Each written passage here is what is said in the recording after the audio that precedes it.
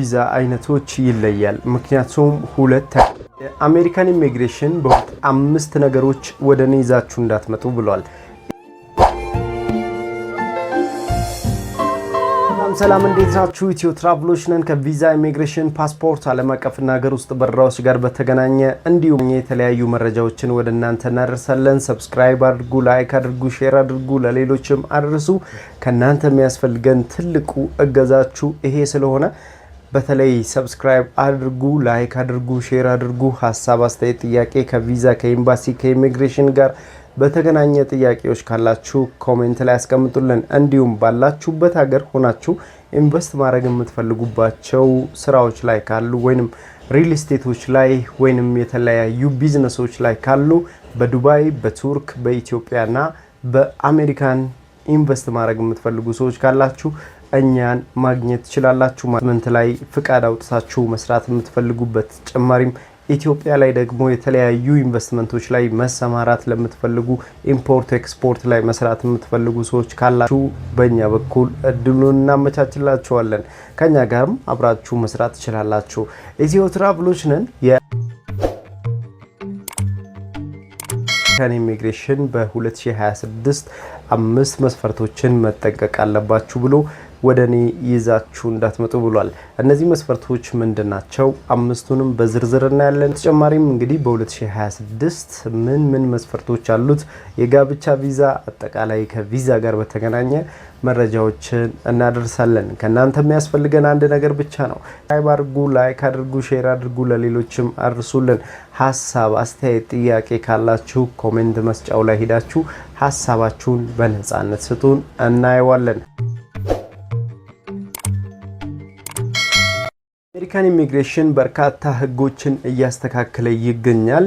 እንዲሁም ደግሞ ከቪዛ አሰጣጥ ጋር በተገናኘ የተለያዩ ህጎችን እየጨመረ ይገኛል። በተለይ በዚህ በ2025-26 በጣም ብዙ ህጎችን ቀይሯል በተለያዩ የቪዛ አይነቶች ላይ። ይሄ ይታወቃል። በእኛ በኩልም የተለያዩ መረጃዎችን ቶሎ እያደረስናችሁ ነበረ። አሁን ደግሞ በጋብቻ ቪዛ ላይ ከጃንዋሪ 12 ቀን ጀምሮ ማለትም በፈረንጆች አቆጣጠር ጃንዋሪ 12 2026 ጀምሮ በጋብቻ ቪዛ ላይ እነዚህን 5 ነገሮች ወደኔ ይዛችሁ እንዳትመጡ ብሏል። ይሄ ማለት የቪዛ አፕሊኬሽን በሁሉም ስቴት ዲፓርትመንቶች ላይ ተፈጻሚ የሚሆን ነው፣ በጋብቻ ቪዛ ማለት ነው። ያ ማለት በኬ1 ሲአር1 እና ሲአር2 የቪዛ አፕሊኬሽን ላይ ተፈጻሚ ይሆናል ማለት ነው። ወደ አሜሪካን ኢሚግሬሽን ይዛችሁ መሄድ የለባችሁ ማለት ነው። ወይንም እነዚህ ዶክመንቶቻችሁን በደንብ ማጣራት ይጠበቅባችኋል። እንግዲህ የአሜሪካን ኢሚግሬሽን እንደሚታወቀው የቪዛ ሂደቶችን በጣም ስትሮንግ አድርጓል። በህገወጥ መንገድ የገቡ ሰዎችንም ዲፖርት እያደረገ ይገኛል። በርካታ ኢትዮጵያኖችም ዲፖርት ተደርገዋል። የተለያዩ ሀገራት ዜጎችም ዲፖርት ተደርገዋል። ብዙ ጊዜ ከዚህ ከዲፖርቴሽን ጋር በተገናኘ ብዙ መረጃዎችን ሰጠናል። አንዳንድ ሰዎች ሚስ አንደርስታንድ እያደረጉ ይገኛሉ። እኛ ያለነው ያው ዲፖርቴሽን ከመፈጸሙ በፊት ወይም እናንተ ላይ ከመምጣቱ በፊት መረጃዎችን በደንብ አድርጋችሁ ብታገኙ ከዚህ ከዲፖርት ከመደረግ ራሳችሁም መጠበቅ ትችላላችሁ ብለን እናስባለን። 2026 ከኢትዮጵያ ወደ አሜሪካን በጋብቻ ቪዛ የምትመጡ ሰዎች እነዚህን 5 ጉዳዮችን መጠንቀቅ አለባችሁ ብሏል የአሜሪካን ኢሚግሬሽን። እነዚህ 5 ጉዳዮች ምንድናቸው? አንደኛ፣ ሐሰተኛ የጋብቻ ዶክመንት የምታዘጋጁ ከሆነ ያ ማለት ሲቲዝን ያልሆነ ወይንም ደግሞ ግሪን ካርድ የሌለውን ሰው ለማግባት ያሰባችሁ ከሆነ ቪዛችሁ ሪጀክት ይደረጋል ተብላችኋል። ይህንን ጋብቻ ከሚፈጽምላችሁ አሜሪካዊ የሆነ ዜጋ ካመጣችሁ ያም በህግ የሚጠየቅ ይሆናል ብሏል።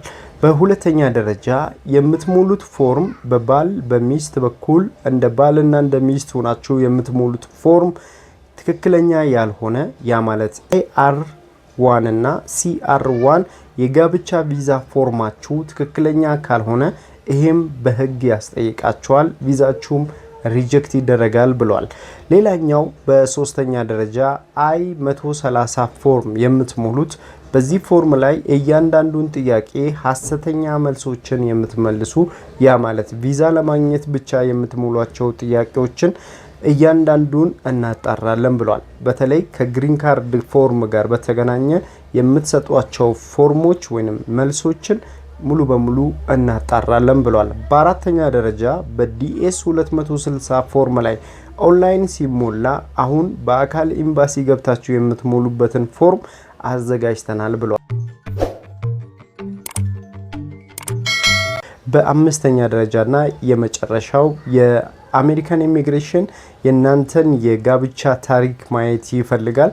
ለዚህም ደግሞ አስፈላጊ ዶክመንቶችን ልታቀርቡለት ይገባል። የጋብቻ ሰርቲፊኬት፣ ፎቶ እንዲሁም የጋብቻውን ያረጋገጠበት አካል ማንነት ማቅረብ ይጠበቅባቸዋል። የተለያዩ ሰነዶችን ማቅረብ አለባችሁ። ከነዚህ ውስጥ CR1 እና IR1 የቪዛ አፕሊኬሽን ናቸው።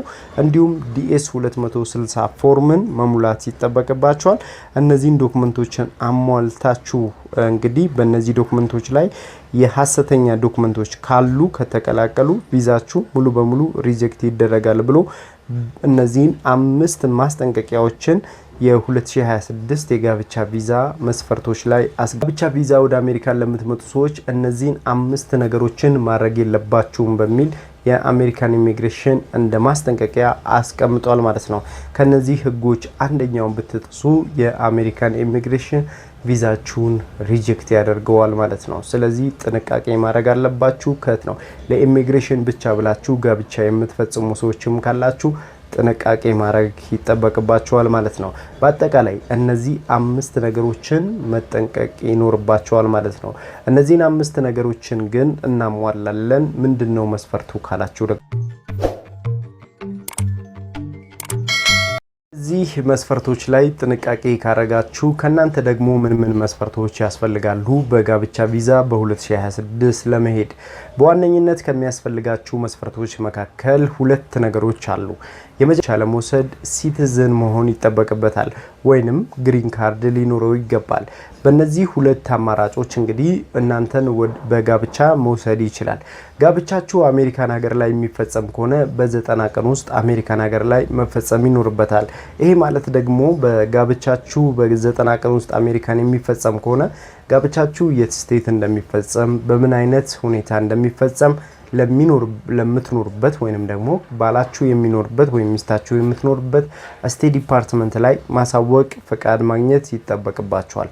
ከዛም የቪዛ ኢሚግሬሽን ፕሮሰሱ መጀመር ይቻላል ማለት ነው።